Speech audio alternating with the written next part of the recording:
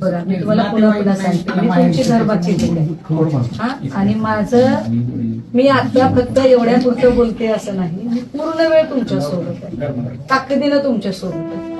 आणि कुठल्याही टीव्ही चॅनलला तोंड लपवायचं नाही. तुमच्या लेकराने काही चूक केलेली नाही, अजिबात अजिबात तोंड लपवायचं नाही.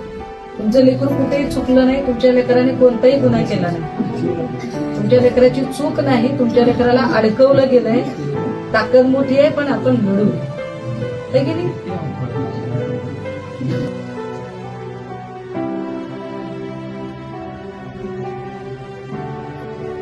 लढण्यासाठी ताकद आली पाहिजे.